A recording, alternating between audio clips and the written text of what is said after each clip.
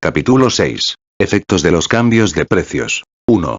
Fluctuaciones de los precios de las materias primas. Efectos directos sobre la cuota de ganancia. Partimos aquí, como hasta ahora hemos hecho, de la premisa de que no se opera ningún cambio en la cuota de plusvalía.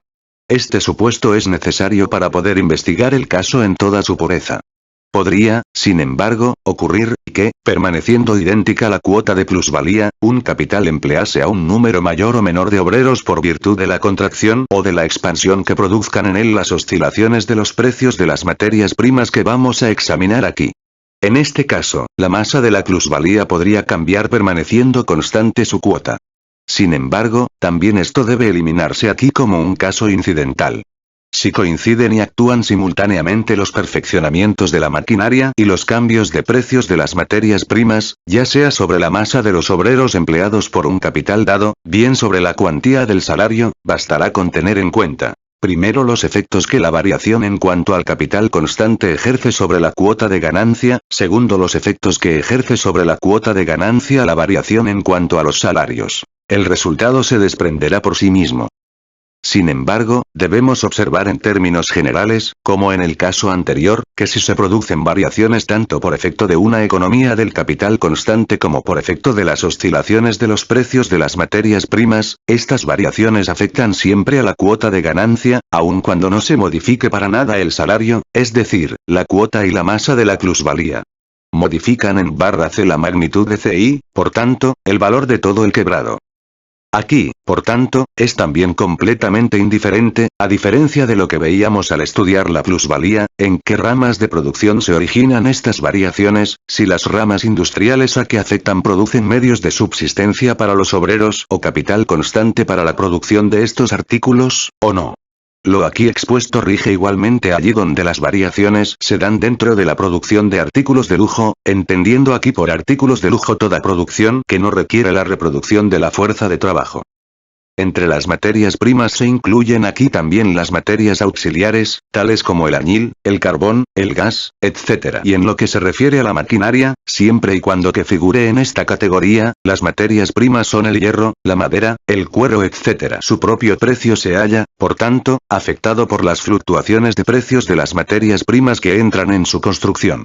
En la proporción en que su precio aumenta, bien por las oscilaciones de precios de las materias primas que entran en su construcción, bien por las de los precios de las materias auxiliares empleadas en su funcionamiento, disminuye la cuota de ganancia. Y a la inversa. En las siguientes investigaciones nos limitaremos a las fluctuaciones de precios de las materias primas, no en cuanto figuren, sea como materias primas de la maquinaria que actúa como medio de trabajo, sea como materias auxiliares para su funcionamiento, sino en cuanto entran como materias primas en el proceso de producción de la mercancía. Únicamente debemos hacer notar que la riqueza natural de hierro, carbón, madera, etc., que son los elementos fundamentales en la construcción y funcionamiento de la maquinaria, figura aquí como la fecundidad natural del capital y constituye un elemento en la determinación de la cuota de ganancia independiente del alto o bajo nivel de los salarios. Siendo la cuota de ganancia P sobre C igual P sobre C más V, es evidente que todo lo que determine un cambio en cuanto a la magnitud de C, y por tanto de C, se traduce también en un cambio en la cuota de ganancia, aun cuando permanezcan invariables los factores P y V y la relación existente entre ellos. Las materias primas constituyen una parte fundamental del capital constante. En las ramas industriales en que no figuran materias primas en sentido estricto figuran, sin embargo, materias auxiliares o intervienen aquellas como parte integrante de las máquinas, etc., y las fluctuaciones de sus precios afectan proporcionalmente a la cuota de ganancia. Si el precio de las materias primas disminuye en una suma igual de, fórmula P sobre C o P sobre C más V se convierte en P sobre C menos D o en P, C menos D, más V. Aumentará por tanto, la cuota de ganancia. Y a la inversa. Si aumenta el precio de las materias primas, la fórmula P sobre C o P sobre C más V se convierte en P sobre C más D o en P sobre C más D, más V. La cuota de ganancia, por tanto, disminuirá. De aquí se desprende, entre otras cosas, cuán importante es para los países industriales la baratura de las materias primas, aun cuando las fluctuaciones de su precio no vayan, ni mucho menos, acompañadas por cambios en la órbita de venta del producto, es decir, prescindiendo en absoluto de la relación entre la oferta y la demanda. Y se desprende asimismo que el comercio exterior influye en la cuota de ganancia, aun prescindiendo de toda la influencia que pueda ejercer en los salarios mediante el abaratamiento de los medios de subsistencia de primera necesidad. Afecta, en consecuencia, a los precios de las materias primas o auxiliares necesarias para la industria o para la agricultura. Y si hasta ahora, por una parte, los economistas, que destacan la importante influencia indicada por la experiencia práctica, de los precios de las materias primas sobre la cuota de ganancia, explican esto de un modo completamente falso teóricamente, Torrens, y, por otra parte, los economistas como Ricardo que se atienen a los principios generales desconocen, por ejemplo, la influencia que el comercio mundial ejerce sobre la cuota de ganancia, ello se debe a la comprensión absolutamente defectuosa que se tiene de la cuota de ganancia y de su diferencia específica con respecto a la cuota de plusvalía. Es fácil comprender, por tanto, la gran importancia que tiene para la industria, la abolición o la rebaja de los aranceles aduaneros sobre las materias primas. De aquí que fuese un postulado fundamental del sistema arancelario racionalmente desarrollado la libre importación de estas materias. Era esta, además de la supresión de las tasas aduaneras para el trigo, una de las preocupaciones centrales de los librecambistas ingleses, quienes aspiraban sobre todo a que se aboliesen los aranceles para el algodón. Como ejemplo de la importancia que tiene la reducción del precio, no de una materia prima en sentido estricto, sino de una materia auxiliar, que es al mismo tiempo, ciertamente, uno de los elementos principales de la alimentación, puede servir el empleo de la harina en la industria algodonera. Ya en 1837 calculaba R. H. Gregg que los 100,000 telares movidos a vapor y los 250,000 telares manuales de la industria de tejidos de algodón que funcionaban por aquel entonces en la Gran Bretaña consumían anualmente 41 millones de libras de harina para desenredar las cadenas. A esto hay que añadir la tercera parte aproximadamente de esta cantidad para el blanqueado y otros procesos. Gregg calcula el valor total de la harina así consumido en 342,083 libras esterlinas al año, durante los 10 años últimos. Comparando esta suma con los precios de la harina en el continente, se revela que el recargo de precio impuesto a los fabricantes por los aranceles de importación, para la harina, asciende a 170,000 libras esterlinas en un año solamente. Para el año de 1837 Gregg cifra este recargo en no menos de 200,000 libras y habla de una empresa para la que el recargo de precio por la harina suponía 1,000 libras al año. Basándose en esto, grandes fabricantes, personas meticulosas y calculadoras, han dicho que bastarían 10 horas de trabajo diario si se suprimiesen los aranceles de importación sobre el trigo Rep. Odfinsp. Odfact. Octubre 1848, p. 98. Se abolieron los aranceles sobre el trigo y además los que gravaban el algodón y otras materias primas. Pero apenas conseguido esto, la oposición de los fabricantes contra la propuesta de ley de las 10 horas arreció más que nunca. Y cuando, a pesar de ello, la jornada de 10 horas de trabajo en las fábricas se convirtió en ley, la primera reacción fue el intento de una rebaja general de salarios. El valor de las materias primas y auxiliares pasa en bloque y de una vez al valor del producto en que se emplean, mientras que el valor de los elementos que forman el capital fijo, solo pasa a medida que se va desgastando, es decir, paulatinamente. De donde se sigue que el precio del producto resulta afectado en mucho mayor grado por el precio de las materias primas que por el capital fijo, aunque la cuota de ganancia se determina por la suma total de valor del capital invertido, cualquiera que sea la parte mayor o menor que se consuma o quede sin consumir.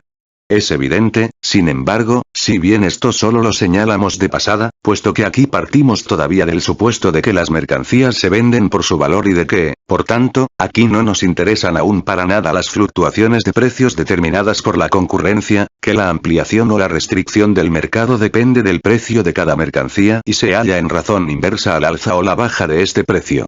En la realidad nos encontramos, pues, con que, al subir el precio de las materias primas, el precio de los artículos fabricados no sube en la misma proporción que aquel, y lo mismo cuando el precio de las materias primas baja. Por eso, en un caso, la cuota de ganancia baja más y en otro caso sube más de lo que ocurriría si las mercancías se vendiesen por su valor. Además, la masa y el valor de la maquinaria empleada aumentan a medida que se desarrolla la capacidad productiva del trabajo, pero no en la misma proporción en que aumenta esta, es decir, en la misma proporción en que la maquinaria suministra un producto mayor.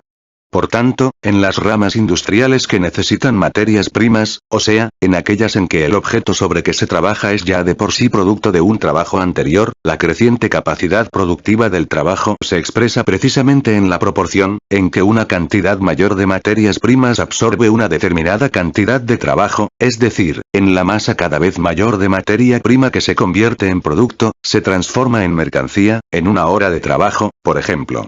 Por consiguiente, en la proporción en que se desarrolla la capacidad productiva del trabajo, nos encontramos con que el valor de la materia prima forma una parte integrante cada vez mayor del valor del producto mercancía, no solo porque se incorpora íntegramente a este, sino porque en cada parte alícuota del producto total van reduciéndose constantemente la parte que repone el desgaste de la maquinaria y la que constituye el trabajo añadido.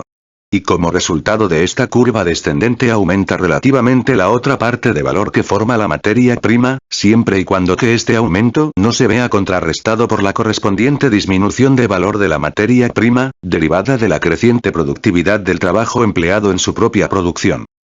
Además, como las materias primas y auxiliares son, exactamente lo mismo que el salario, parte integrante del capital circulante, razón por la cual deben reponerse constantemente en su integridad con los resultados de la venta del producto en cada caso, mientras que tratándose de la maquinaria solo hay que reponer el desgaste, y, además, por el momento, en forma de un fondo de reserva, sin que sea, en realidad, esencial saber si cada venta contribuye con su parte a este fondo de reserva, siempre y cuando contribuya a él con su parte anual la venta total realizada durante el año, volvemos a ver aquí cómo un alza en el precio de las materias primas puede cortar o entorpecer el proceso de reproducción, si el precio obtenido por la venta de las mercancías no basta para reponer todos los elementos de estas o si resulta imposible proseguir el proceso sobre una fase adecuada a su base técnica, de tal modo que solo se emplee una parte de la maquinaria o que la maquinaria en su conjunto no pueda trabajar todo el tiempo acostumbrado. Finalmente, los gastos originados por los desperdicios cambian en relación directa con las fluctuaciones de los precios de las materias primas. Aumentan cuando aumentan estos y disminuyen cuando estos disminuyen. Pero también en este punto existe un límite. Todavía en 1850 se decía, nadie que no sea un hilandero práctico advertirá la existencia de una fuente de considerables pérdidas por el alza de precios de las materias primas, a saber, la pérdida causada por los desperdicios. Me comunican que cuando sube el precio del algodón, los gastos para el hilandero, sobre todo tratándose de pequeñas cantidades, crecen en mayor proporción que el aumento del precio. El desperdicio en hilatura de hilado en bruto viene a ser del 15%. Por consiguiente, si este porcentaje representa una pérdida de medio penique por libra, asignando al algodón un precio de 3 medio peniques, la pérdida será de 1 penique por libra tan pronto como el algodón se cotice a 7 peniques la libra rep. Odfinsp. Odfact. Abril, 1850, p. 17. Pero los términos del informe cambiaron radicalmente al alcanzar el algodón precios inauditos desde hacía casi 100 años, como consecuencia de la Guerra Norteamericana de Secesión. El precio que ahora se abona por los desperdicios del algodón y el hecho de que estos desperdicios vuelvan a emplearse en las fábricas como materia prima ofrecen alguna compensación a la diferencia que, en punto a la pérdida por desperdicios, existe entre el algodón indio y el americano. Esta diferencia es, aproximadamente, del L2,5%. La pérdida que arroja la elaboración del algodón de la India es del 25%, lo que quiere decir que este algodón le cuesta al hilandero, en realidad, un cuarto más de lo que paga por él. La pérdida por los desperdicios no era tan importante cuando el algodón americano se cotizaba a razón de 5 o 6 peniques la libra, pero sí lo es ahora que la libra de algodón cuesta 2 chelines, pues dicha pérdida representa 6 peniques rep. Odfinsp. Odfact. Octubre 1863, p. 106. 2. Alza y depreciación del valor, liberación y fijación del capital. Los fenómenos que investigamos en este capítulo presuponen, para que puedan alcanzar su pleno desarrollo, el sistema de crédito y la concurrencia en el mercado mundial, el cual constituye en general la base y la atmósfera de vida de la producción capitalista. Pero estas formas concretas de la producción capitalista solo pueden exponerse en su conjunto después de haber comprendido la naturaleza general del capital. Aparte de esto, su exposición cae fuera del plan de nuestra obra, quedando reservada a su posible continuación. No obstante, pueden ser estudiados aquí, en general, los fenómenos señalados en el epígrafe del presente apartado. Estos fenómenos se hallan, de una parte, directamente relacionados entre sí y asimismo se hallan relacionados, de otra parte, tanto con la cuota como con la masa de ganancia. Es necesario, además, investigarlos brevemente porque podrían hacer creer que no solo la cuota, sino también la masa de la ganancia, que coincide, en realidad, con la masa de la plusvalía, puede aumentar y disminuir independientemente de las fluctuaciones de la plusvalía en cuanto a su masa o en cuanto a su cuota. Deben considerarse la liberación y fijación de capital de una parte, y de otra el alza y la depreciación de valor, como fenómenos distintos. Ante todo, conviene preguntarse, ¿qué entendemos por liberación y fijación del capital? Lo que es el alza y la depreciación del valor se comprende de suyo. Significan sencillamente que el capital existente aumenta o disminuye de valor como resultado de cualesquiera circunstancias económicas de orden general, pues no se trata de las vicisitudes especiales de un capital privado cualquiera. Es decir, que el valor del capital invertido en la producción aumenta o disminuye, independientemente de su valorización por el trabajo sobrante a que da empleo. Entendemos por fijación del capital el hecho de que determinadas proporciones dadas del valor total del producto tengan que volver a convertirse en elementos del capital constante o variable, si se quiere que la producción siga desarrollándose en su escala anterior. Por liberación del capital entendemos el hecho de que una parte del valor total del producto que hasta entonces necesitaba volver a convertirse en capital constante o en capital variable quede disponible o sobrante, si la producción se mantiene dentro de los límites de su escala anterior. Esta liberación o fijación del capital no debe confundirse con la liberación o fijación de las rentas. Si la plusvalía anual de un capital C es, por ejemplo, igual X, puede ocurrir que, en virtud del abaratamiento de las mercancías destinadas al consumo de los capitalistas, baste X, A para satisfacer la misma masa de goces que antes. De este modo se liberará, por tanto, una parte de la renta igual a, la cual podrá destinarse ahora, bien a acrecentar el consumo, bien a convertirse de nuevo en capital. Y, a la inversa. Si se necesita X masa para seguir manteniendo el mismo régimen de vida, el capitalista tendrá que seguir uno de estos dos caminos. O restringir su régimen de vida o invertir como renta una parte de los ingresos igual a, que antes destinaba a la acumulación. El alza o la depreciación del valor puede afectar al capital constante o al variable o a ambos a la vez y, dentro del capital constante, puede referirse, a su vez, al capital fijo o al capital circulante o a ambos al mismo tiempo. Dentro del capital constante hay que tener en cuenta, de una parte, las materias primas y auxiliares, entre las que se cuentan también los artículos semiacabados, que englobamos bajo la denominación general de materias primas, y de otra, la maquinaria y otro capital fijo. Más arriba hemos estudiado, en efecto, las variaciones del precio o valor de las materias primas desde el punto de vista de su influencia en la cuota de ganancia, estableciendo la ley general de que, en igualdad de circunstancias, la cuota de ganancia se halla en razón inversa a la cuantía de valor de la materia prima. Y esta ley es absolutamente exacta en cuanto al capital nuevamente invertido en un negocio, donde, por tanto, se opera por vez primera en la inversión de capital, una transformación de dinero en capital productivo. Pero, prescindiendo de este capital de nueva inversión, hay una gran parte del capital ya en funciones que se halla en la órbita de la circulación, mientras que otra parte se halla en la órbita de la producción. Una parte existe en el mercado como mercancía y tiene que convertirse en dinero. Otra parte existe como dinero, bajo la forma que sea, finalmente, se halla dentro de la órbita de la producción, en parte bajo la forma primitiva de medios de producción, materias primas, materias auxiliares, artículos a medio fabricar adquiridos en el mercado, maquinaria y otro capital fijo, y en parte como producto aún en vías de elaboración. Los efectos del alza o de la depreciación del valor, en este caso, dependerán en gran medida de la proporción existente entre estas distintas partes integrantes.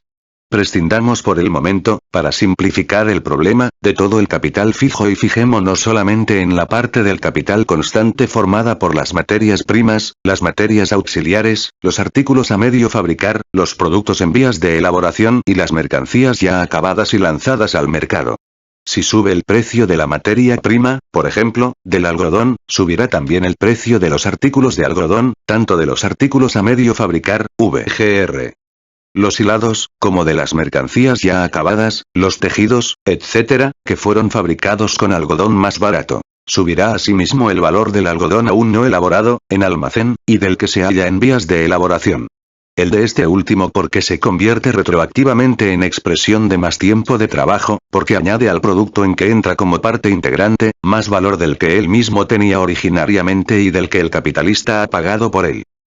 Sí, por tanto, una elevación del precio de la materia prima va acompañada por la existencia en el mercado de una masa considerable de mercancías acabadas o en vías de fabricación, aumentará el valor de estas mercancías y se elevará con ello el valor del capital existente.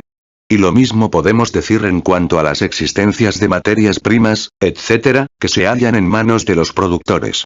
Este aumento de valor puede indemnizar al capitalista individual o a una órbita muy especial de producción del capital, y aún más que indemnizarle, de la baja de la cuota de ganancia producida como consecuencia de la subida de precio de la materia prima.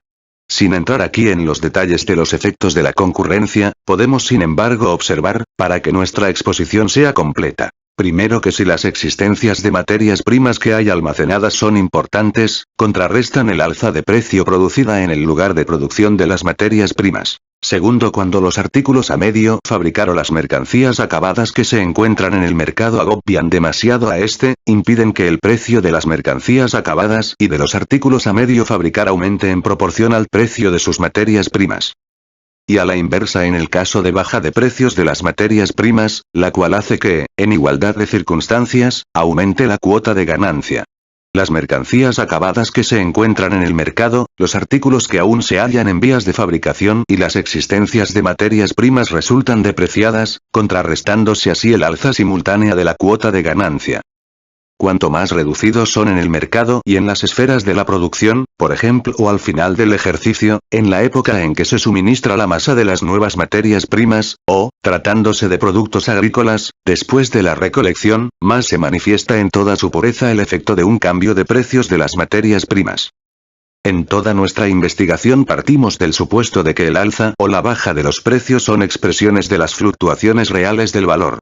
Pero como aquí se trata del efecto que estas fluctuaciones de los precios ejercen sobre la cuota de ganancia, es en realidad indiferente la causa a que respondan. Lo que aquí decimos rige, por tanto, igualmente cuando los precios aumenten o disminuyan a consecuencia, no de las fluctuaciones del valor, sino por causas relacionadas con el sistema de crédito, con la concurrencia, etc. Como la cuota de ganancia es igual a la relación existente entre el remanente del valor del producto y el valor del capital total invertido, tendríamos que un aumento de la cuota de ganancia por efecto de la depreciación del capital invertido llevaría aparejada una pérdida en cuanto al valor del capital, lo mismo que una disminución de la cuota de ganancia como resultado del alza del valor de capital invertido, llevaría consigo posiblemente una ganancia.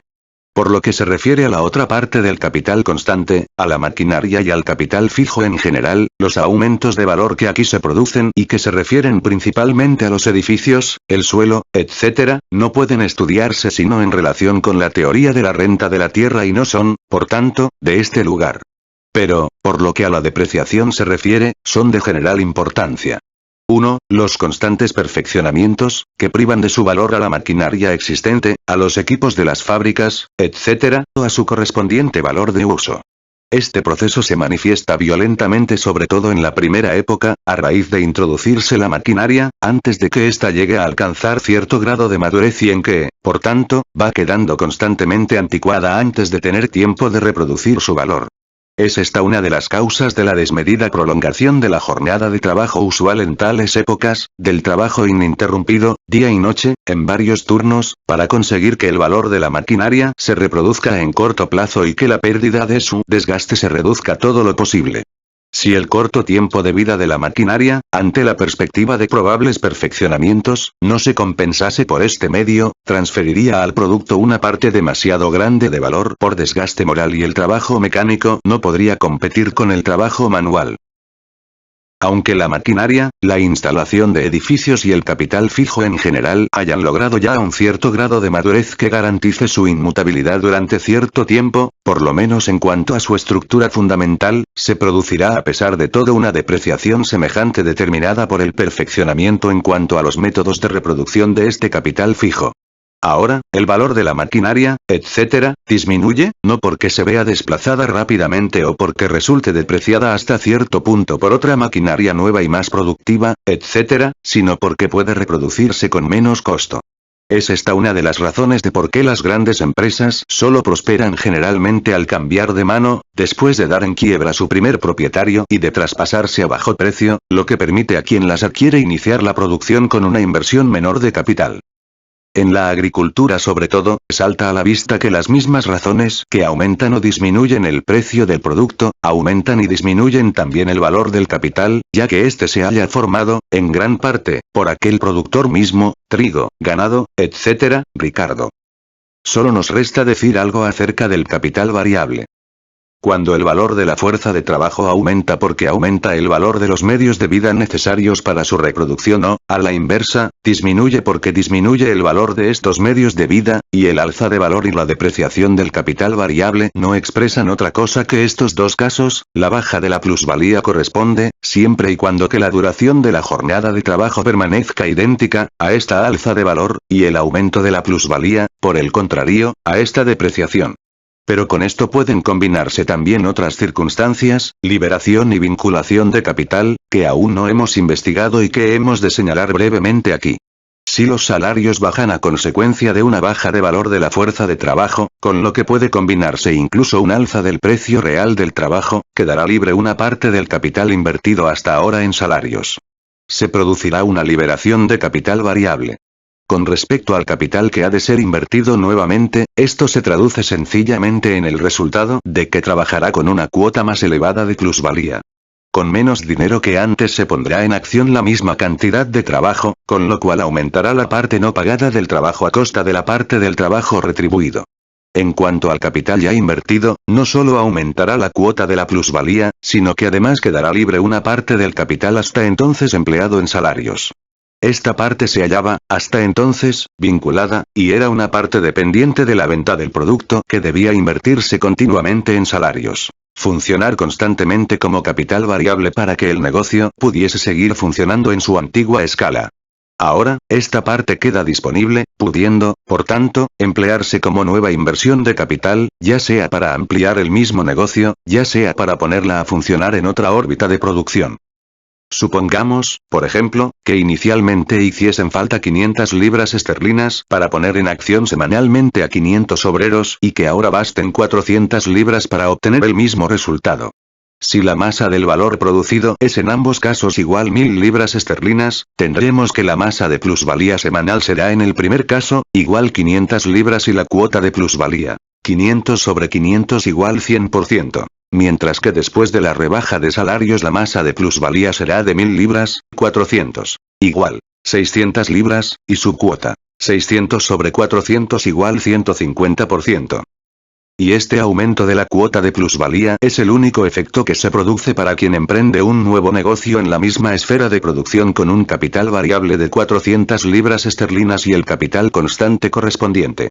Pero si se trata de un negocio que ya está funcionando, tendremos que en este caso y como resultado de la depreciación del capital variable, no solo aumenta la masa de plusvalía de 500 a 600 libras y la cuota de plusvalía del 100 al 150%, sino que además quedan libres 100 libras esterlinas del capital variable, que pueden invertirse en explotar nuevo trabajo.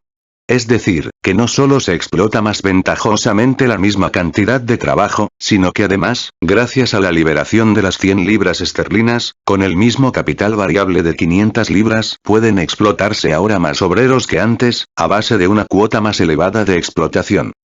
Y a la inversa.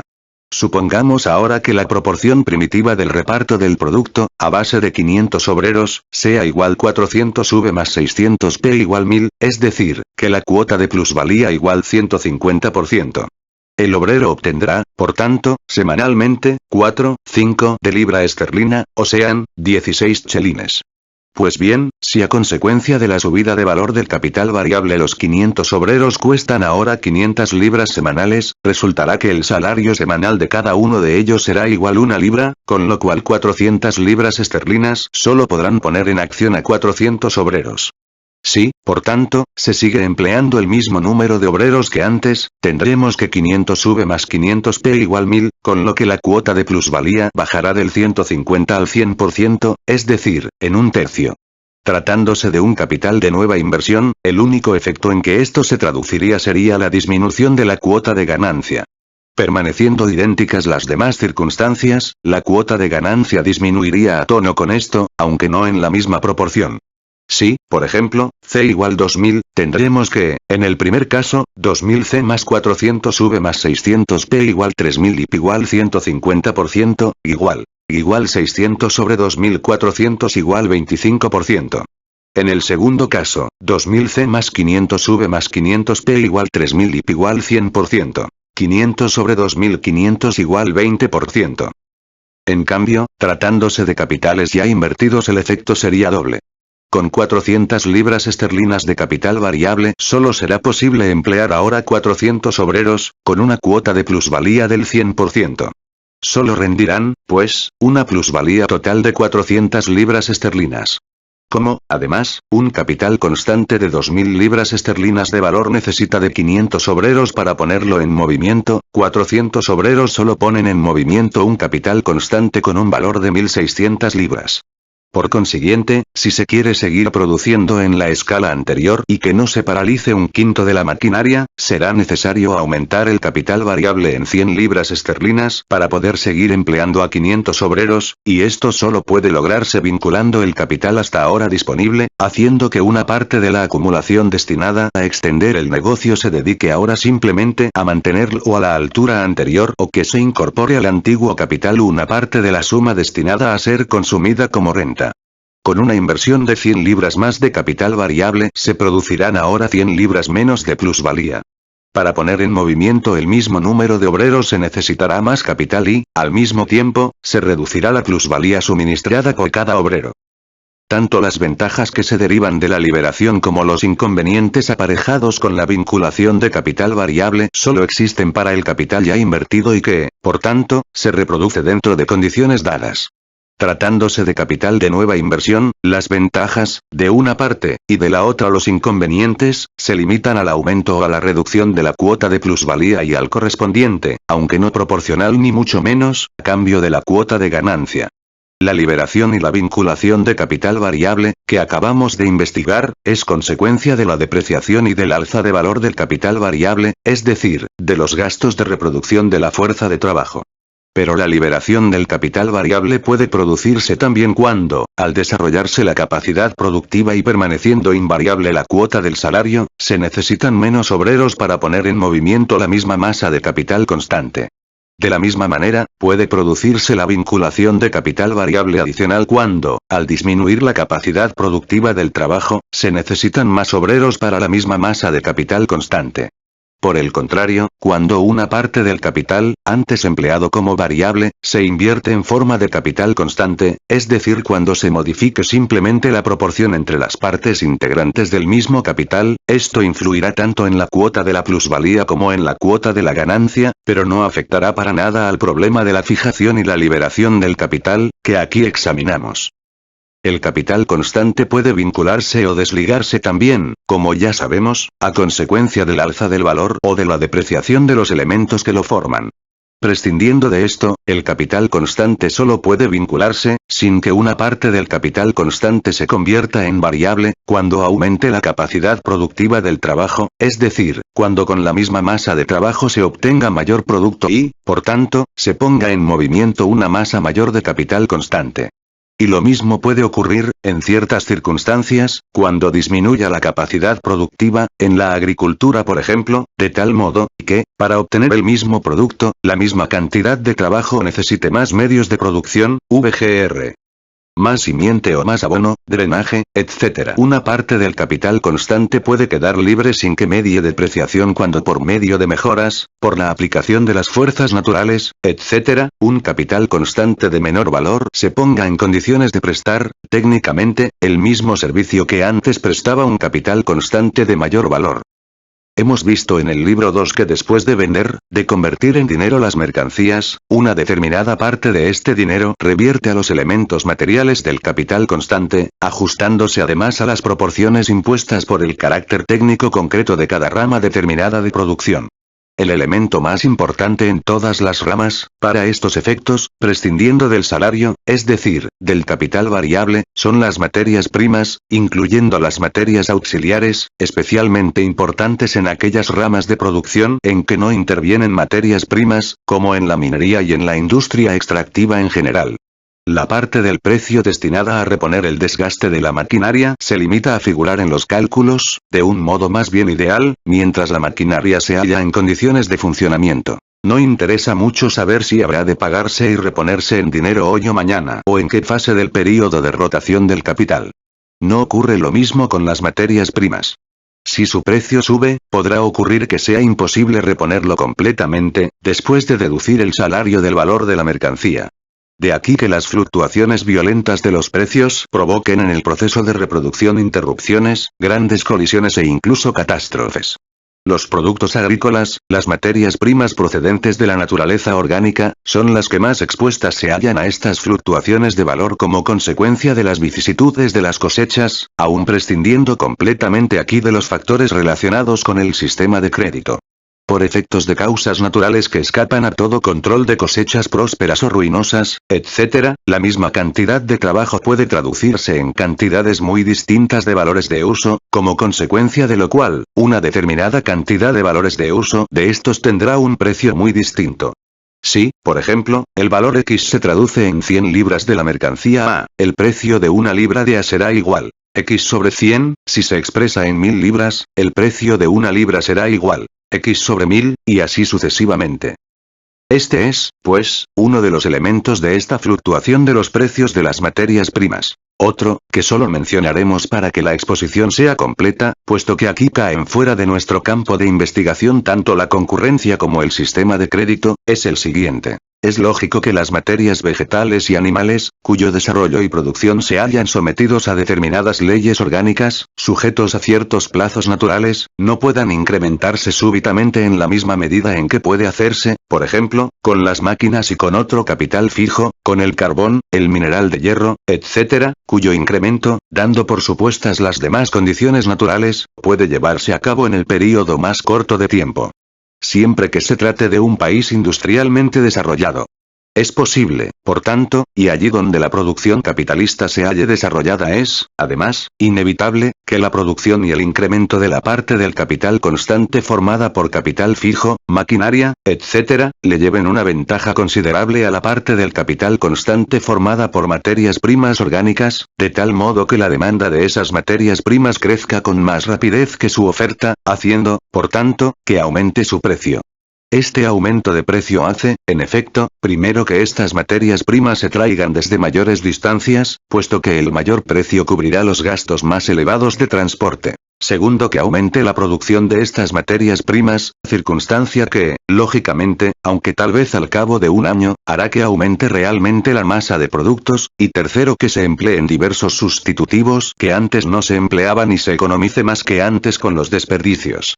Cuando el alza de los precios comienza a repercutir muy visiblemente sobre la extensión de la producción y de la oferta es que ya se ha producido, en la mayoría de los casos, el momento decisivo en que, a consecuencia de la alza, mantenida durante largo tiempo, de las materias primas y de todas las mercancías de que forman parte, disminuye la demanda y se acusa, por tanto, una reacción en el precio de las materias primas.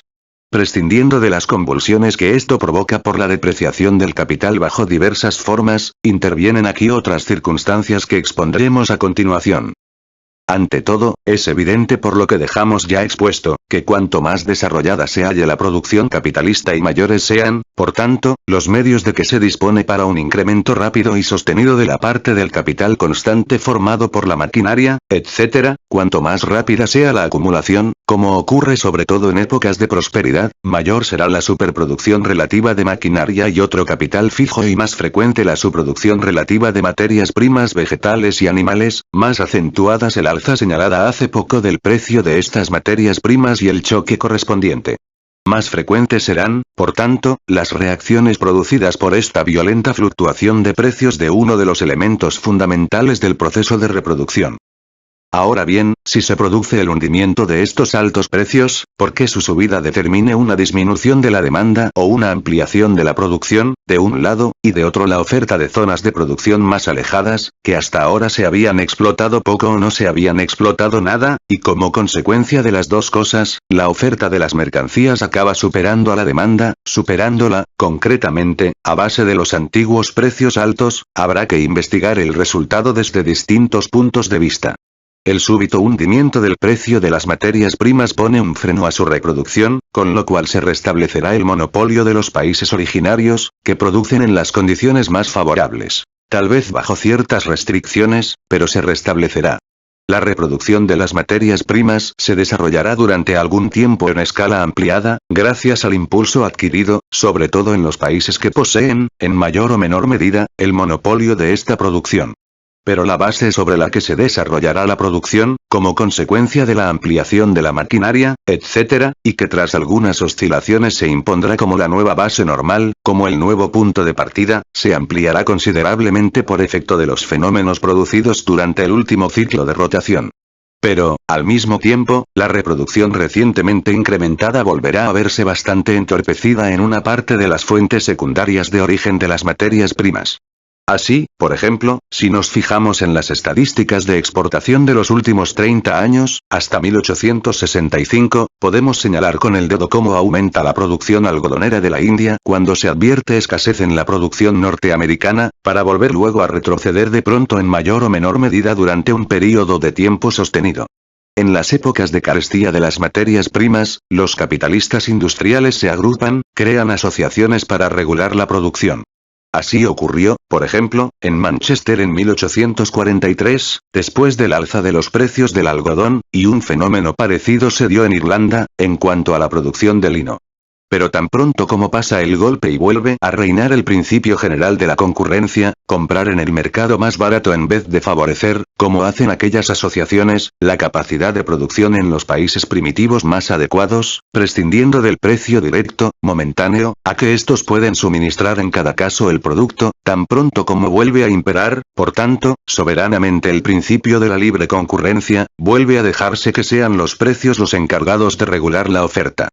Toda idea de controlar la producción de las materias primas con métodos colectivos, imperativos y previsores, control que, en general, es además absolutamente incompatible con las leyes de la producción capitalista y que, por tanto, queda siempre reducido a un buen deseo o se limita a unas cuantas medidas excepcionalmente colectivas en momentos de grandes peligros y de gran perplejidad. Inmediatos, deja paso a la fe en la mutua acción reguladora de la oferta y la demanda. La superstición de los capitalistas es tan grande en este punto, que hasta los mismos inspectores de fábricas, en sus informes, se llevan constantemente las manos a la cabeza a propósito de esto. Las alternativas de años buenos y años malos vuelven a suministrar también, naturalmente, materias primas más baratas. Prescindiendo del efecto directo que esto ejerce sobre la extensión de la demanda, interviene además como estímulo el efecto antes mencionado que ejerce sobre la cuota de ganancia. Y vuelve a repetirse en escala mayor el proceso indicado más arriba, con la gradual superación de la producción de materias primas por la producción de maquinaria, etc. El mejoramiento real y efectivo de las materias primas, para que puedan suministrar no solo en la cantidad necesaria, sino también con la calidad apetecida, obteniendo, por ejemplo, de la India algodón de calidad norteamericana, requeriría una demanda sostenida, gradualmente ascensional y constante, por parte de Europa, aún prescindiendo en absoluto de las condiciones económicas en que vive el productor indio dentro de su país. Pero en realidad la esfera de producción de materias primas tan pronto se amplía bruscamente como se reduce de nuevo violentamente. Todo esto, y el espíritu de la producción capitalista en general, puede estudiarse muy bien a la luz de la crisis algodonera de 1861 y 1865, crisis en la que se dio, además, la circunstancia de, que llegase a faltar en absoluto, temporalmente, la materia prima que constituye uno de los elementos más esenciales de la reproducción. Puede, en efecto, ocurrir que los precios suban aún manteniéndose en su plenitud la oferta, pero en condiciones más difíciles. Y puede existir también una escasez real de materias primas. En la crisis algodonera a que nos referimos se daba originariamente la segunda circunstancia. Por consiguiente, cuanto más ahondamos en la historia de la producción presente, la más inmediata a nosotros, con mayor regularidad observamos, sobre todo en las ramas industriales decisivas, la alternativa constante de carestía relativa y, como consecuencia de ella, de posterior depreciación de las materias primas procedentes de la naturaleza orgánica. Lo que acabamos de exponer aparece confirmado por los siguientes ejemplos, tomados de los informes de los inspectores fabriles. La moraleja de esta historia, que aparece también corroborada por la observación de la agricultura, es que el sistema capitalista choca con una agricultura de tipo racional o, lo que es lo mismo, que la agricultura racional es incompatible con el sistema capitalista, a pesar de que este tipo de agricultura fomenta su desarrollo técnico, y necesita, bien la mano del pequeño agricultor que trabaja por su cuenta, bien el control de los productores asociados. He aquí ahora los ejemplos sacados de los informes fabriles ingleses a que acabamos de referirnos. La marcha de los negocios es mejor, pero el ciclo de las épocas buenas y malas se acorta con el aumento de la maquinaria y, al aumentar con ello la demanda de materias primas, se repiten también con más frecuencia las fluctuaciones en la situación de los negocios. Al presente, no solo se ha restablecido la confianza después del pánico de 1857, sino que casi nadie se acuerda de este. El que esta mejoría se sostenga o no, dependerá en una medida muy considerable del precio de las materias primas. Yo veo ya presagios de que en algunos casos se ha alcanzado el máximo a partir del cual la fabricación es menos beneficiosa, hasta que llega un momento en que no deja ninguna ganancia. Si nos fijamos, por ejemplo, en los prósperos años de 1849 y 1850, en la industria del worsted vemos que el precio del estambre inglés era de 13 peniques y el del estambre australiano de 14 a 17 peniques la libra y que, sacando la media de los 10 años de 1841 a 1850, el precio medio de la lana inglesa no excede nunca de 14 peniques y el de la australiana, de 17 peniques la libra. Pero a comienzos del año del desastre la lana australiana se cotizaba a 23 peniques. En diciembre, en el peor momento del pánico, bajó a 18 peniques para volver a subir, en el transcurso del año 1858, al precio actual de 21 peniques. La lana inglesa empezó a cotizarse también en 1857 a 20 peniques. En abril y septiembre subió a 21 peniques, en enero de 1858 bajó a 14 peniques y subió luego a 17, cotizándose, por tanto, 3 peniques por libra más cara que en el promedio de los 10 citados años. Esto revela, a mi parecer, que se han olvidado las quiebras de 1857, provocadas por precios semejantes a estos, o que solo se produce escasamente la lana que pueden hilar los usos existentes, o bien que los precios de los tejidos experimentarán un alza sostenida.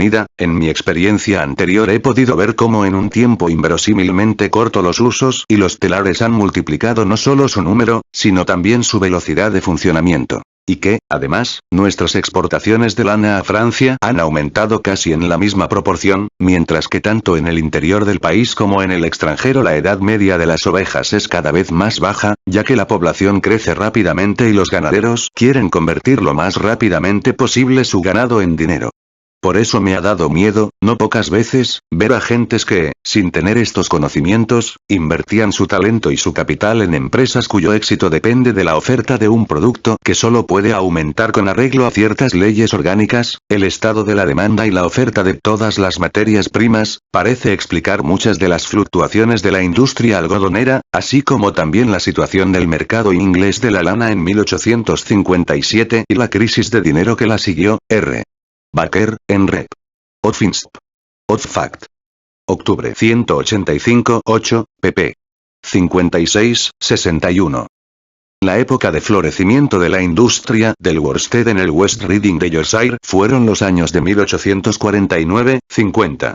Trabajaban en esta industria, concretándose a dicho distrito. En 1838, 29.246 personas. En 1843, 37.060. En 1845, 48.097. En 1850, 71.891. En el mismo distrito. En 1838, 2.768 telares mecánicos, 1841, 11,458. En 1843, 16.870. En 1845, 19.121 y en 1850, 29.539, Rep. Odfinsp. Odfact. 31 octubre 1850, p. 60. Este florecimiento de la industria del estambre empezó a hacerse sospechosa ya en octubre de 1850. En su informe de abril de 1851, dice el subinspector Baker, refiriéndose a Leeds y a Bradford: el estado de los negocios deja mucho que desear, desde hace algún tiempo. Los hilanderos de estambre pierden rápidamente las ganancias de 1850 y la mayoría de los tejedores no salen tampoco muy bien parados. Creo que en la actualidad están paradas más máquinas de elaborar lana que nunca, y también los fabricantes de hilados de lino despiden obreros y paran máquinas. Los ciclos de la industria textil son ahora, en realidad, extraordinariamente inciertos y creo que pronto comprenderemos, que no se mantiene ninguna proporción entre la capacidad de producción de los usos, la cantidad de materia prima y el aumento de población p. 52. Y lo mismo por lo que se refiere a la industria algodonera. En el informe de octubre de 1858, que acabamos de citar, leemos: desde que se han establecido las horas de trabajo en las fábricas, las cantidades del consumo de materias primas, de la producción, de los salarios, se han reducido en todas las industrias textiles a simples reglas de tres. Tomo la siguiente cita de una reciente conferencia, del señor Baines, actualmente mayor alcalde de Blackburn, sobre la industria algodonera, en la que condensa con la mayor minuciosidad la estadística industrial de su propia comarca. Cada caballo real de fuerza mueve 450 usos automáticos, self-factor, con el aparato que mueve la cadena, o 200 usos Tostle, o 15 telares para paño de 40 pulgadas de ancho, con la correspondiente maquinaria de devanar, tundir y alisar. Cada caballo de fuerza ocupa, en el hilado, a 21, 2 obreros y en el tejido a 10. El salario medio es de sus buenos 10 chelines y medio por cabeza y semana. Los números medios elaborados son los NUMS. 30 a 32 para la cadena y los NUMS.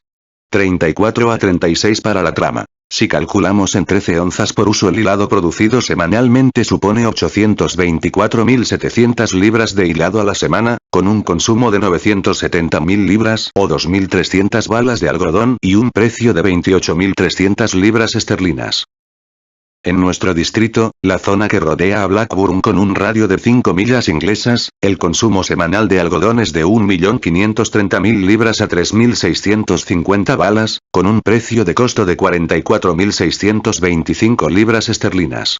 Lo que representa 1,18 de todos los hilados de algodón del Reino Unido y 1,16 de todos los tejidos fabricados mecánicamente. Por tanto, según los cálculos del señor Baines, la cifra total de usos de algodón del reino serán 28.800.000 y para mantener esta maquinaria a pleno rendimiento, se necesitarán 1.432 millones y 80.000 libras de algodón al año. Sin embargo, las importaciones de algodón, deducidas las exportaciones, no pasaron en 1856 y 1857 de 1.022.576.832 libras, lo que supone necesariamente un déficit de 409.503.168 libras. El señor Baines, que ha tenido la bondad de discutir conmigo este punto, cree que un cálculo del consumo anual de algodón basado en lo que se consume en el distrito de Blackburn daría resultados demasiado altos por razón de la diferencia no solo del número de hilados, sino también de la excelente calidad de la maquinaria. Él calcula el consumo total de algodón del Reino Unido, durante un año, en 1.000 millones de libras. Pero suponiendo que tenga razón y que exista realmente un excedente de importación de 221,2 millones, la oferta y la demanda parecen equilibrarse ahora, aún sin incluir en el cálculo los usos y telares adicionales que, según el señor Baines, se están instalando en su distrito y que, a juzgar por ello, se estarán instalando también en otras partes. Páginas 9 y 60. 3. Ilustración general. La crisis algodonera de 1861 a 1865. Preliminares. 1845 a 1860. 1845. Período de florecimiento de la industria algodonera. El algodón se cotiza a muy bajo precio. L. Horner dice acerca de esto: durante los últimos 8 años no he conocido una época tan próspera de negocios como la del verano y otoño últimos. Sobre todo en la rama de hilados de algodón.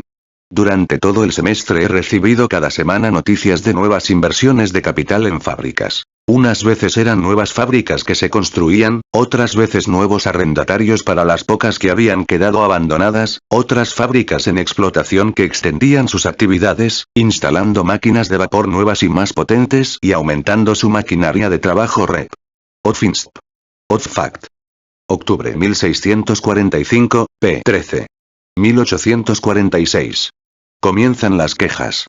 Hace ya mucho tiempo que oigo a muchos fabricantes algodoneros quejarse de la depresión de sus negocios. Durante las 6 semanas últimas, diversas fábricas han empezado a trabajar a jornada reducida, generalmente 8 horas diarias en vez de 12. La cosa parece extenderse, el precio del algodón ha sufrido un fuerte recargo y. Los artículos fabricados no solo no han subido de precio, sino que, sus precios son ahora más bajos que antes de subir los del algodón. El gran aumento del número de fábricas de géneros de algodón durante los últimos 4 años tenía necesariamente que traer como consecuencia, de una parte, un fuerte aumento de la demanda de materia prima y, de otra parte, un fuerte aumento de la oferta de artículos de algodón en el mercado. Y ambas causas combinadas tenían por fuerza que conducir a la reducción de la ganancia, mientras no variasen la oferta de materia prima y la demanda de artículos fabricados. Pero estas causas han actuado todavía con mayor intensidad, de un lado porque la oferta de algodón era, en estos últimos tiempos, insuficiente y, de otro lado, porque disminuyó la demanda de géneros de algodón en distintos mercados del interior y del extranjero. Rep. Odfinsp. Odfact. Octubre 1848, página 10. La creciente demanda de materias primas y el abarrotamiento del mercado con géneros fabricados son, naturalmente, fenómenos paralelos. Incidentalmente, diremos que la expansión de la industria y la consiguiente paralización no se limitaba a los distritos algodoneros. En el distrito lanero de Bradford en 1836 solo existían 318 fábricas. En 1846 existían ya 490.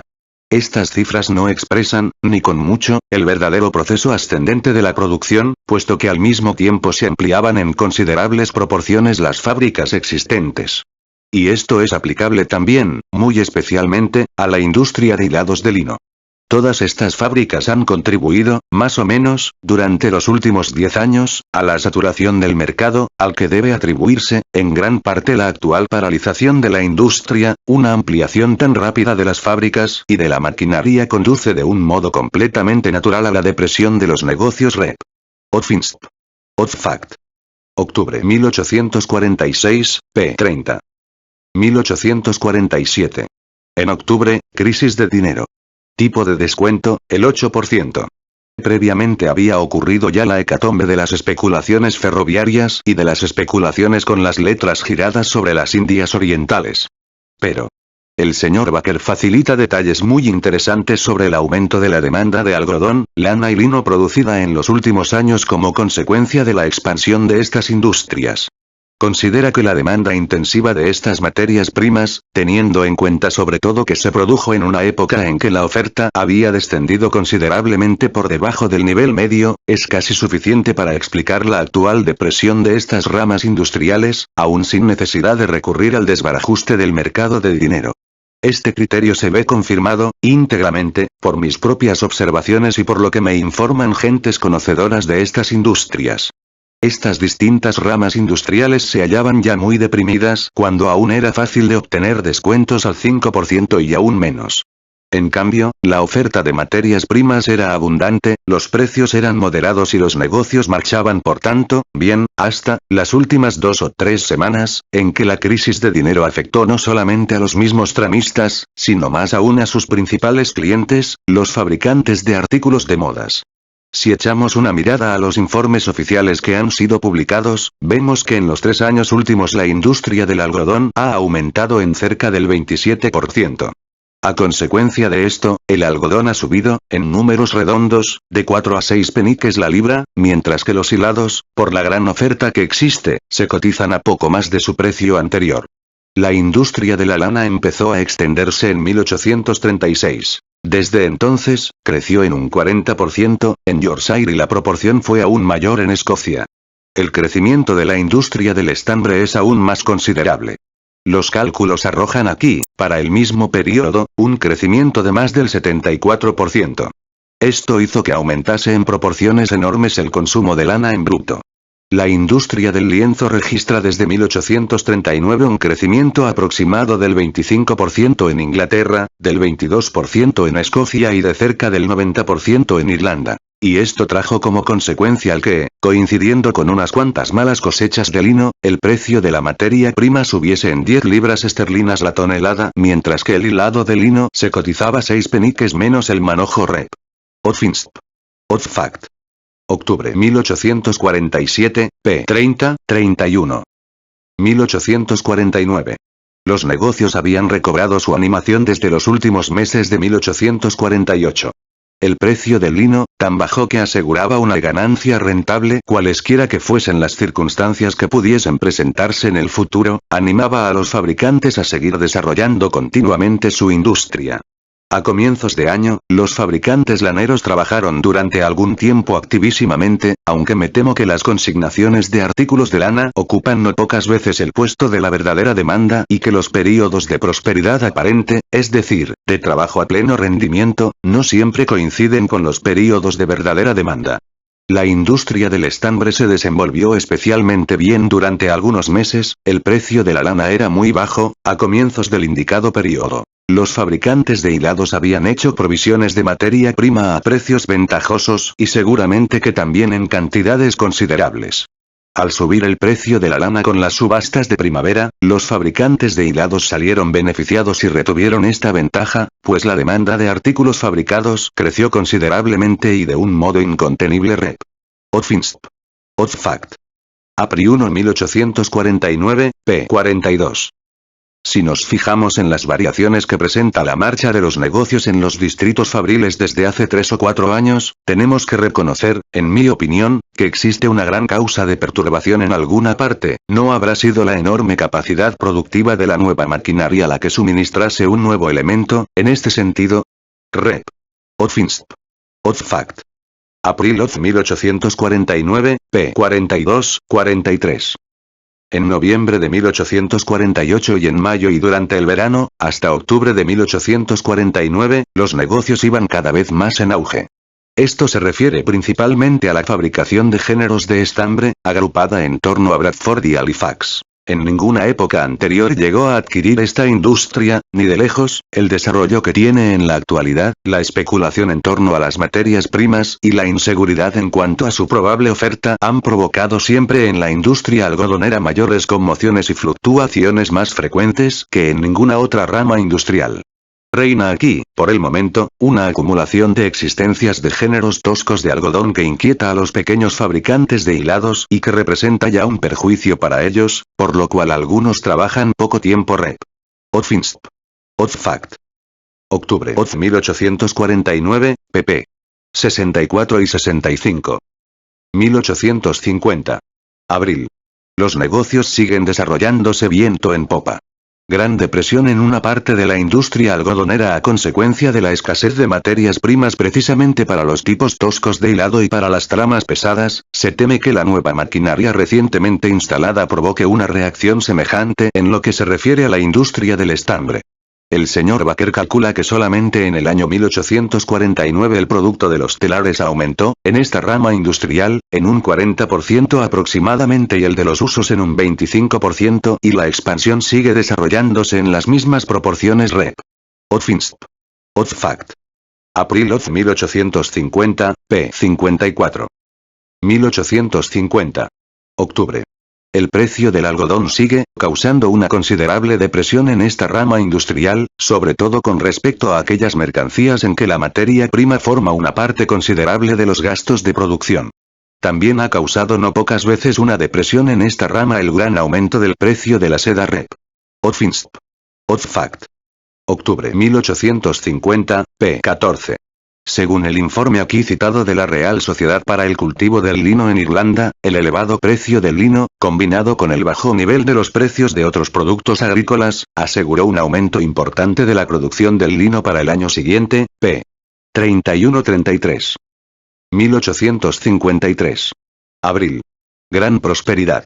En ningún momento, durante los 17 años en que he tenido ocasión de mantenerme oficialmente informado acerca de la situación del distrito fabril de Lancashire, he tenido noticia de semejante prosperidad general. En todas las ramas reina una actividad extraordinaria, dice L. Horner, Rep.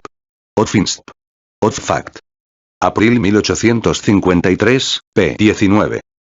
1853. Octubre. Depresión en la industria algodonera. Superproducción Rep. Odfinsp. Odfact. Octubre 1853, p. 13-15. 1854. Abril. La industria de la lana, aunque no próspera, trabaja a pleno rendimiento en todas las fábricas. Lo mismo la industria algodonera. La industria del estambre se desarrolló de un modo completamente irregular durante todo el semestre anterior. En la industria del lienzo se produjeron perturbaciones a consecuencia de haber disminuido el suministro de lino y cáñamo de Rusia por efecto de la guerra de Crimea. Rep. Odfinsp. Odfact. Abril 1854, página 37. 1859. Los negocios, en la industria escocesa del lienzo, se hallan todavía más paralizados, pues la materia prima escasea y está cara. La mala calidad de la cosecha anterior en los países bálticos, fuente principal de nuestros suministros, ejercerá un efecto perjudicial sobre la industria de este distrito. En cambio, el yute que, en muchos artículos vastos va desplazando poco a poco al lino, no es ni extraordinariamente caro ni escasea. Aproximadamente la mitad de la maquinaria de Dundee se dedica ahora a hilar yute. Rep. Odfinsp. Odfact. Abril 1859, p. 19. Como consecuencia del alto precio de la materia prima, la industria de hilados de lino no es aún, ni mucho menos, rentable, y mientras todas las demás fábricas trabajan a pleno rendimiento, conocemos distintos casos de paralización de la maquinaria de lino. La hilandería de yute atraviesa por una situación satisfactoria, puesto que últimamente esta materia prima vuelve a cotizarse a un precio moderado. Rep. Odfinsp. Odfact. Octubre, 1859, p. 20. 1861-64. Guerra civil en los Estados Unidos. Cotton Famine. El ejemplo más patente de interrupción del proceso de producción por escasez y carestía de materia prima. 1860. Abril. Por lo que se refiere al estado de los negocios, me complace poder comunicarle que, a pesar del elevado precio de la materia prima, todas las industrias textiles, con excepción de la sedera, han trabajado bien durante el último semestre. En algunos de los distritos algodoneros se han reclutado obreros por medio de anuncios, trayéndolos de Norfolk y de otros condados rurales. En todas las ramas industriales parece reinar una gran escasez de materias primas. Esta escasez es lo único que nos ata las manos. En la industria algodonera no se ha conocido nunca, seguramente, un número tan grande de fábricas de nueva creación, unido a la ampliación de las ya existentes y a la gran demanda de obreros. Por todas partes se buscan materias primas. Rep. Odfinsp. Odfact. Abril, 1860, p. 57. 1860. Octubre. La situación de los negocios en los distritos del algodón, la lana y el lino ha sido buena. En Irlanda, ha debido de ser incluso muy buena desde hace más de un año, y aún habría sido mejor a no ser por el elevado precio de la materia prima. Los fabricantes de hilados de lino parecen esperar con más impaciencia que nunca que los ferrocarriles abran las fuentes auxiliares de suministro de la India y que se desarrolle a tono con ello la agricultura, para obtener, por fin, un suministro de lino que satisfaga sus necesidades. Rep. Odfinsp. Odfact. Octubre, 1860, p. 37. 1861. Abril. El estado de los negocios atraviesa momentáneamente por una depresión. Unas cuantas fábricas algodoneras trabajan poco tiempo y muchas fábricas sederas solo funcionan parcialmente. La materia prima es cara. En casi todas las ramas textiles es superior al precio a que puede elaborarse con destino a la masa de los consumidores. Rep. Odfinsp. Odfact. Abril, 1861, página 33. Ahora se ponía de manifiesto que en 1860 la industria algodonera había producido en exceso, y las consecuencias de ello se hicieron patentes aún durante los años siguientes. Fueron necesarios 2 o 3 años para que el mercado mundial absorbiese la superproducción de 1860. Rep. Odfinsp. Odfact. Octubre 1863, p. 127. La depresión de los mercados de géneros de algodón en el Asia Oriental a comienzos de 1860 repercutió sobre la marcha de los negocios en Blackburn, donde 30.000 telares mecánicos trabajan casi exclusivamente en la producción de géneros textiles con destino a ese mercado. Esto hizo que aquí se restringiese la demanda de trabajo ya muchos meses antes de que se hiciesen sentir los efectos del bloqueo del algodón. Afortunadamente, esto libró de la ruina a muchos fabricantes. Las existencias aumentaron de valor en los almacenes, con lo cual se evitó la espantosa depreciación que en otras circunstancias habría sido inevitable en una crisis de esta naturaleza. Rep. Odfinsp. Odfact. Octubre, 1862, pp. 28 y 29-30. 1861. Octubre. Los negocios han estado bastante paralizados desde hace algún tiempo, no es ni mucho menos inverosímil que durante los meses de invierno muchas fábricas se vean obligadas a reducir considerablemente la jornada de trabajo. Esto era, sin embargo, de prever, independientemente de las causas que han interrumpido el suministro normal de algodón de los Estados Unidos y nuestras exportaciones, se habría impuesto la reducción de la jornada de trabajo para el próximo invierno a causa del fuerte aumento de la producción en los 3 años últimos y de las perturbaciones creadas en los mercados de la India y la China. Rep. Odfinsp. Odfact. Octubre, 1861, p. 19. Desechos de algodón. Algodón de las Indias Orientales, Surat. Influencia sobre los salarios de los obreros. Mejoras introducidas en la maquinaria. Sustitución del algodón por almidón y materias minerales. Efectos del encolamiento con almidón sobre los obreros. Hilaturas de números más finos. Estafas de los fabricantes.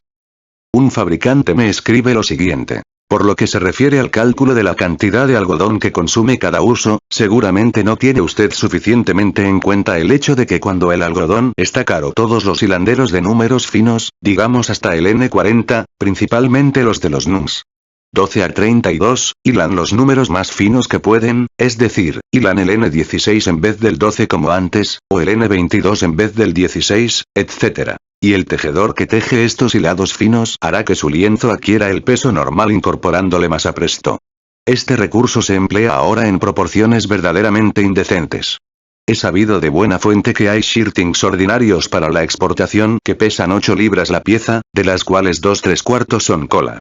En tejidos de otras clases se emplea no pocas veces hasta el 50% de cola, razón por la cual no mienten, ni mucho menos, aquellos comerciantes que se jactan de enriquecerse vendiendo la libra de sus tejidos por menos dinero del que les ha costado el hilado con que están hechos. Rep. Odfinsp. Odfact. Abril 1864 p. 27. Me han informado también que los obreros textiles atribuyen la intensificación de sus enfermedades a la cola empleada para la trama de los tejidos hechos con algodón de las Indias Orientales y que ya no está compuesta solamente de harina, como antes. Este sustitutivo de la harina tiene, sin embargo, al parecer, la gran ventaja de que aumenta considerablemente el peso del tejido, de tal modo que 15 libras de hilado se convierten, después de tejidos, en 20 libras de género Rep. Odfinsp. Odfact. Octubre, 1863, p. 63. Este sustitutivo estaba hecho de talco molido, llamado China Clay o yeso, conocido por French chalk. Los ingresos de los obreros textiles se redujeron considerablemente mediante el empleo de sustitutivos para la harina como cola de los tejidos. Esta cola hace que el hilado pese más, pero lo hace también duro y frágil. Cada hilo de la cadena pasa en el telar por el llamado lizo, cuyos fuertes hilos mantienen la cadena en la posición adecuada. Las cadenas endurecidas por la cola producen constantes roturas de los hilos en el lizo y cada una de estas roturas hace que el tejedor pierda 5 minutos en reparar la avería. Actualmente, los tejedores se ven obligados a perder, de este modo, 10 veces más tiempo que antes, lo cual se traduce, naturalmente, en una disminución proporcional del rendimiento de la jornada de trabajo pp. 42 y 43. En Ashton, Stalybridge, Mosley, Oldham, etc., se ha reducido en una tercera parte nada menos la jornada de trabajo y las horas de trabajo siguen reduciéndose todas las semanas, y simultáneamente con esta reducción de la jornada de trabajo, en muchas ramas se implanta además la reducción de salarios p. 13. A comienzos de 1861 se produjo una huelga entre los tejedores mecánicos de algunas partes de Lancashire. Varios fabricantes habían anunciado una rebaja de salarios del 5 al 7,5. Los obreros insistían en la necesidad de que se mantuviesen los tipos de salarios, pero reduciendo las horas de trabajo. Los fabricantes no accedieron a ello y estalló la huelga. Al cabo de un mes, los obreros no tuvieron más remedio que ceder. Ahora se encontraron con las dos cosas. Además de la rebaja de salarios, con que los obreros se hallaron al fin, son también muchas las fábricas que actualmente trabajan a jornada reducida. Rep. Odfinsp. Odfact. Abril 1861, p. 23. 1862. Abril. Los sufrimientos de los obreros han aumentado considerablemente desde la fecha de mi último informe. Pero en ningún período de la historia de la industria se han soportado con tan callada resignación y con un amor propio tan paciente unas penalidades tan repentinas y tan atroces. Rep. Odfinsp. Odfact. Abril, 1862, p. 10. La cifra relativa de los obreros que por el momento carecen totalmente de trabajo no parece ser muy superior a la de 1848, año en que se produjo un pánico corriente, pero que fue lo suficientemente fuerte para mover a los desazonados fabricantes a levantar una estadística de la industria algodonera semejante a la que ahora publican con carácter semanal. En mayo de 1848 se hallaba desocupado el 15% de todos los obreros de la industria algodonera de Manchester y el 12% trabajaba solamente una parte de la jornada, mientras que más del 70% trabajaba la jornada entera. El 28 de mayo de 1862 el paro total afectaba al 15%, un 35% trabajaba una parte de la jornada solamente y un 49% a pleno rendimiento. En los lugares vecinos, por ejemplo en Stockport, el porcentaje de los afectados por el paro total y de los que solo trabajan una parte del tiempo es más elevado, y el de los que trabajan todo el tiempo, inferior, pues en estos sitios se hilan números menos finos que en Manchester, p. 16. 1862. Octubre. Según la última estadística oficial, en 1861 existían en el Reino Unido 2.887 fábricas algodoneras, de ellas 2.109 en mi distrito, Lancashire y Cheshire. Yo sabía muy bien que una gran parte de estas 2.109 fábricas de mi distrito eran pequeñas empresas que solo daban trabajo a unos cuantos obreros. Pero me he quedado sorprendido al descubrir que su número era mucho mayor de lo que yo pensaba.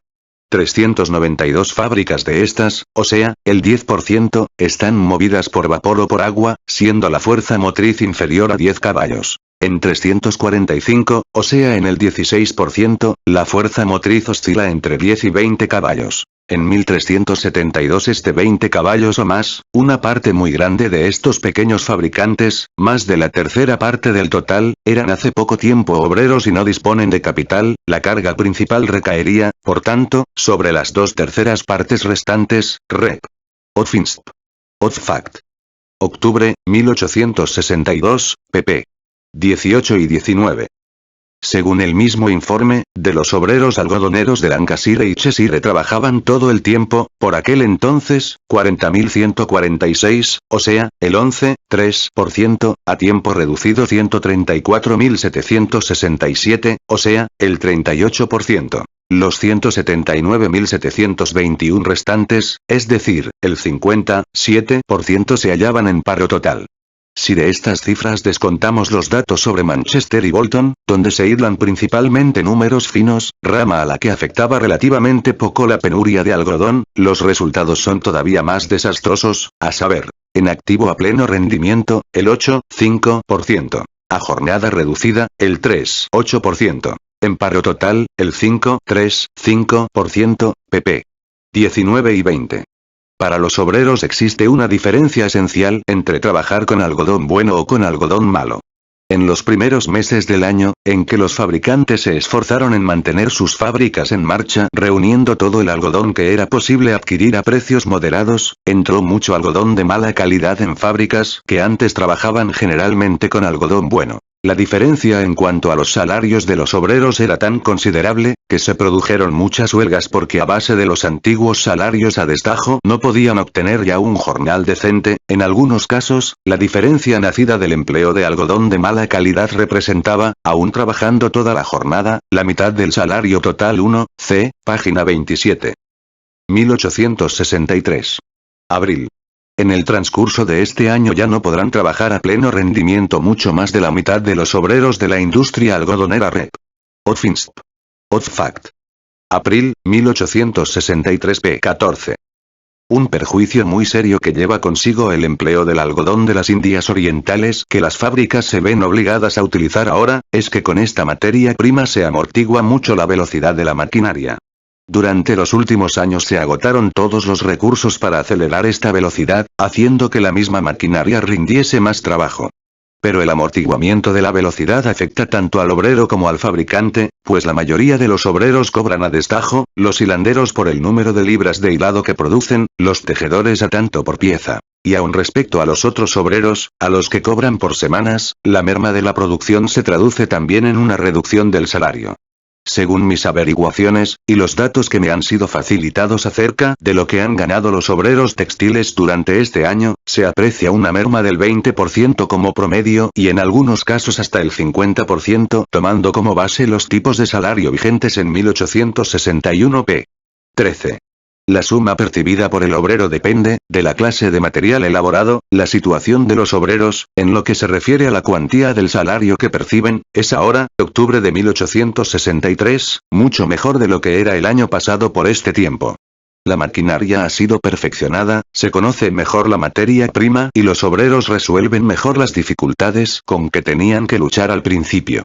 El año pasado visité en Preston una escuela de costura, un establecimiento de beneficencia para obreras desocupadas. Dos muchachas a quienes unos días antes habían mandado a trabajar a una fábrica de tejidos, al comunicarles el fabricante que podían ganar 4 chelines a la semana, solicitaron ser readmitidas en la escuela, quejándose de que no habrían podido llegar a ganar ni un chelín semanalmente.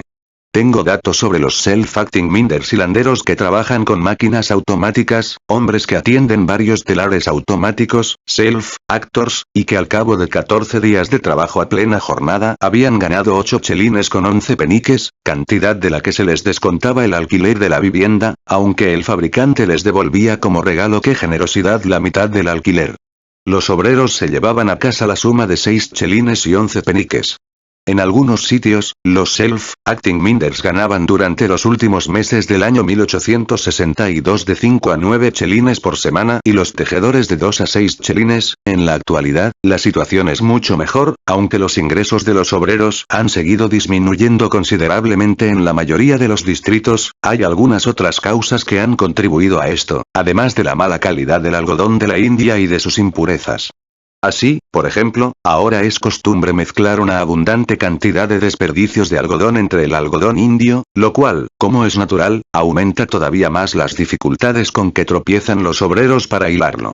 Como las fibras son muy cortas, los filamentos se rompen más fácilmente al salir de la mule y al retorcer la hebra, lo que impide que la mule funcione con toda regularidad. Además, dada la gran atención que hay que dedicar a las hebras, cada tejedora solo puede atender frecuentemente a un telar y son contadas las que pueden manejar dos. En muchos casos, el salario de los obreros ha sufrido una merma del 5, del 7,5 y del 10%, y en la mayoría de los casos el obrero tiene que entendérselas para sacar pleno rendimiento a la materia prima, obteniendo lo más que pueda del tipo normal de salario. Otra dificultad con la que tienen que luchar a veces los tejedores es la de obtener un buen tejido de una materia prima mala, siendo multados con reducciones de salario cuando el resultado no responde a los deseos. Rep.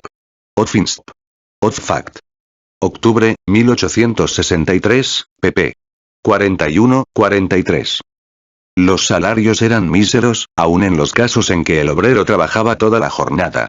Los obreros de la industria algodonera estaban siempre dispuestos a entrar a trabajar en todas aquellas obras públicas, trabajos de drenaje, construcción de caminos, picar piedras, pavimentar calles, para las que eran requeridos si querían recibir el subsidio, que era, en realidad, un subsidio abonado a los fabricantes, ver tomo 1, p. 520s, de las autoridades locales.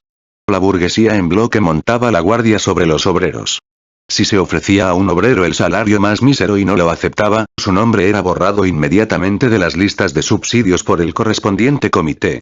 Fue una era feliz para los fabricantes, puesto que los obreros tenían que morirse de hambre o resignarse a trabajar por el precio más rentable para el burgués, teniendo siempre detrás, como un mastín, el comité de subsidios. Al mismo tiempo, los fabricantes, confabulados con el gobierno, ponían todas las trabas imaginables a la emigración, por dos razones. Para tener siempre a mano el capital que para ellos representaba la carne y la sangre de los obreros y para asegurarse las cantidades que les expoliaban en concepto de alquiler por sus viviendas. Los comités de viviendas actuaban en este punto con gran severidad. Los obreros a quienes se ofrecía trabajo eran borrados de las listas para obligarlos a que lo aceptasen. Si se negaban a aceptarlo, lo hacían por la sencilla razón de que el salario era puramente nominal y el trabajo, en cambio, extraordinariamente duro. Rep. Odfinsp. Odfact. Octubre, 1863, p. 97. Los obreros se apresuraban a aceptar cualquier trabajo que se les ofreciese en virtud del Public Works Act. Los principios con arreglo a los cuales se organizaban los trabajos públicos variaban considerablemente según las diferentes ciudades. Pero incluso en aquellos lugares al aire libre no se consideraba en absoluto como trabajo de prueba labor test, no se pagaba más que con la suma corriente del subsidio o muy poco más, con lo cual se reducía prácticamente a una prueba de trabajo p. 69.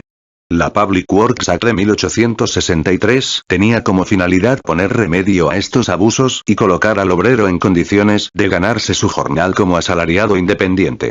Los fines perseguidos por esta ley eran 3-1, facultar a las autoridades locales para tomar dinero a préstamo de los comisarios de empréstitos del Tesoro, previo el consentimiento del presidente de la Autoridad Central del Departamento de Pobres del Estado. 2. Facilitar las mejoras en las ciudades de los distritos algodoneros. 3. Arbitrar trabajo y un salario remunerativo y guajes a los obreros desocupados. Hasta fines de octubre de 1863 se habían concedido al amparo de esta ley préstamos por valor de 883.700 libras esterlinas, 1. C.P. 70. Las obras emprendidas consistieron principalmente en obras de canalización, construcción de caminos, pavimentado de calles, obras hidráulicas, etc. El señor Henderson, presidente del comité de Blackburn, escribe al inspector Fabril Redgrave, refiriéndose a esto. En toda la experiencia que he podido adquirir durante esta época de sufrimiento y de miseria, nada me ha chocado tanto ni me ha producido tanta alegría como la gozosa presteza con que los obreros desocupados de este distrito han aceptado el trabajo que les ha sido asignado por el Consejo Municipal de Blackburn con arreglo a la Ley de Obras Públicas. Es difícil imaginarse un contraste mayor que el que existe entre el hilandero que antes trabajaba en la fábrica como operario especializado y el jornalero que ahora trabaja en un canal de desagüe a 14 o 18 pies bajo tierra y por esto ganaban de 4 a 12 chelines semanales, según la familia que tuviesen que mantener. Con la última suma gigantesca tenían que alimentar, a veces, hasta 8 personas. Los señores burgueses salían beneficiados por doble concepto. En primer lugar, obtenían mediante unos intereses extraordinariamente bajos el dinero necesario para mejorar sus ciudades estropeadas por el humo y el abono. En segundo lugar, pagaban a los obreros jornales muy inferiores a los tipos normales de salario. Acostumbrado a soportar una temperatura casi tropical y a trabajos en los que la destreza y la precisión de las manipulaciones era infinitamente más importante para él que la fuerza muscular, habituado a ganar el doble y a veces el triple de lo que ahora le pagan, la buena voluntad con que acepta estos trabajos supone una abnegación y un sentido de la responsabilidad que dicen mucho en su honor. En Blackburn se ha puesto a prueba a la gente en casi todos los trabajos imaginables al aire libre. Cavando hasta una profundidad considerable un terreno barroso, empinado y duro, en obras de desecación, picando piedras, construyendo caminos, abriendo canales en las calles hasta de 14, 16 y a veces de 20 pies de profundidad. Los vemos con frecuencia trabajar para ello enterrados 10 y 12 pies entre la basura y el agua, expuestos siempre a un clima cuya fría humedad no es superada, suponiendo que sea igualada, en ningún otro distrito de Inglaterra. 1. C. pp. 91 y 92. La actitud de los obreros ha sido casi impecable, la presteza con que se han mostrado dispuestos a aceptar estos trabajos al aire libre y a salir adelante con ellos. 1. C. p. 69. 1864. Abril. De vez en cuando oímos a los fabricantes, en ciertos distritos, quejarse de la falta de obreros, principalmente en ciertas ramas, por ejemplo, en la industria de tejidos, pero estas quejas tienen su raíz tanto en los bajos salarios que los obreros pueden percibir por la mala clase de hilados que se emplea como en la misma escasez real de obreros reinante en esta rama especial de trabajo. El mes pasado se han producido entre los fabricantes y sus obreros numerosas desavenencias con motivo de los jornales. Deploro que las huelgas se hayan vuelto demasiado frecuentes. Los efectos de la Public Works Act son sentidos por los fabricantes como una especie de concurrencia a consecuencia de lo cual ha suspendido sus actividades el comité local de Bakú, pues si bien distan todavía mucho de funcionar todas las fábricas de aquel distrito, se ha manifestado en él una cierta escasez de obreros Rep. Odfinst. Odfact. Abril 1864, pp. 9 y 10. Y ciertamente, los fabricantes no podían perder ya mucho tiempo. Como consecuencia de la ley de obras públicas, la demanda de mano de obra creció de tal modo que en las canteras de Bakú había ahora obreros fabriles que ganaban de 4 a 5 chelines diarios. De este modo, fueron abandonándose poco a poco las obras públicas, una especie de segunda edición de los Ateliers Nationaux de 1848, pero esta vez implantada en beneficio de la burguesía. Experiencias incorporabili. Aunque he indicado el salario muy reducido, de los que trabajan todo el tiempo, lo que realmente ganan los obreros en distintas fábricas, esto no significa, ni mucho menos, que todas las semanas ganen lo mismo. Los obreros se hallan sometidos, en este aspecto, a grandes fluctuaciones por los constantes experimentos de los fabricantes con distintos tipos de proporciones de algodón y desperdicios dentro de la misma fábrica. Las mezclas, como las llaman, se cambian frecuentemente y los jornales de los obreros suben y bajan con arreglo a la distinta calidad de las mezclas de algodón. Ha habido casos en que han quedado reducidos al 10% del salario anterior, bajando en 1 o 2 semanas hasta el 50 o el 60%, el inspector Redgrave, que es quien habla aquí, transcribe a continuación unas listas de salarios tomadas de la práctica, de la que nos limitamos a sacar unos cuantos ejemplos. A. Tejedor, con una familia compuesta por 6 personas, trabaja 4 días a la semana y gana 6 chelines y 8 medio peniques. B. Duister torcedor, trabaja 4 días y medio a la semana, gana 6 chelines. C. Tejedor, 4 personas de familia, 5 días a la semana, 5 chelines y un penique. D. Sluber canillero, 6 personas de familia, 4 días de trabajo a la semana, 7 chelines con 10 peniques. E. Tejedor, 7 personas de familia, trabaja 3 días, gana 5 chelines, etc. Redgrave continúa. Las listas anteriores merecen ser estudiadas atentamente, pues demuestran que el trabajo, en ciertas familias, puede convertirse en una desgracia, pues no solo reduce los ingresos, sino que los hace descender en tales proporciones, que son de todo punto insuficientes para cubrir más que una mínima parte de las necesidades más elementales, lo que obliga a conceder un subsidio adicional en aquellos casos en que el jornal percibido por la familia es inferior a la suma que se le abonaría en concepto de socorro si todos sus miembros carecieran de trabajo. Rep. Odfinst. Odfact. Octubre, 1863, pp. 50-53. Desde el 5 de junio de 1863 no había ninguna semana en que el tiempo total de trabajo de los obreros excediese, por término medio, de 2 días, 7 horas y algunos minutos 1. C. p. 121. Desde que comenzó la crisis hasta el 25 de marzo de 1863 las administraciones de los fondos de socorro a los pobres, el Comité Central de Subsidios y el Comité de la Mansion House de Londres gastaron cerca de 3 millones de libras esterlinas.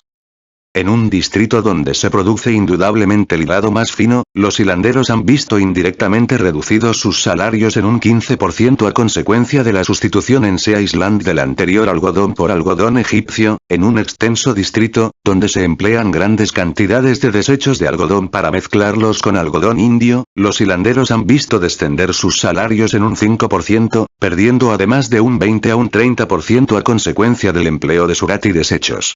Los tejedores que antes atendían 4 telares solo pueden atender ahora 2.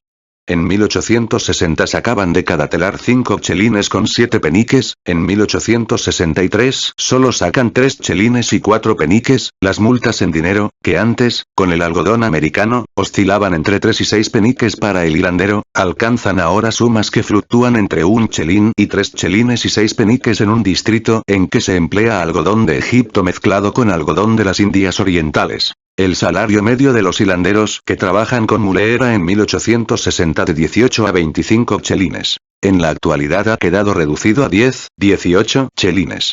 Y esto no se debe exclusivamente a la peor calidad del algodón, sino también a la menor velocidad de la mulet para dar al hilado un torcido más fuerte, por lo que en épocas normales y con arreglo a la tarifa de salarios habría que pagar horas extras 1. C. pp. 43, 44, y 45, 50. Aunque el algodón de las Indias Orientales se trabaja, alguna que otra vez, con ventaja para el fabricante, esto no es obstáculo, véase lista de salarios, p. 53, para que los obreros salgan perjudicados, en comparación con lo que ganaban en 1861. Si se consolida el empleo de Surat, los obreros ganarán los mismos salarios de 1861. Pero esto afectaría seriamente a las ganancias del fabricante, caso de que no se compensase con el precio ya sea del algodón, ya de los géneros fabricados un c. p. 105. Alquileres de viviendas.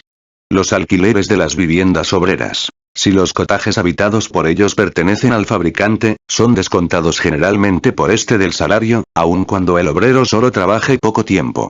No obstante, estos edificios han bajado de valor y estas casitas son ahora un 25% más baratas que antes. Un cottage que antes costaba 3 chelines y 6 peniques a la semana puede conseguirse ahora por 2 chelines y 4 peniques, y a veces por menos aún 1, c. p. 57. Emigración. Los fabricantes se oponían, naturalmente, a la emigración de los obreros, de una parte porque en espera de tiempos mejores. Querían tener a mano para la industria algodonera la mano de obra necesaria para explotar sus fábricas en las condiciones más ventajosas y de otra parte, porque muchos fabricantes son dueños de las casas habitadas por sus obreros y algunos de ellos por lo menos especulan, indudablemente, con poder cobrar más adelante una parte de los alquileres que se les adeudan 1. C. p. 96. El señor Bernal Osborne dice, en un discurso dirigido a sus lectores parlamentarios el 22 de octubre de 1864, que los obreros de Lancashire se han comportado como los antiguos filósofos, se refiere a los estoicos. ¿No será más bien como ovejas?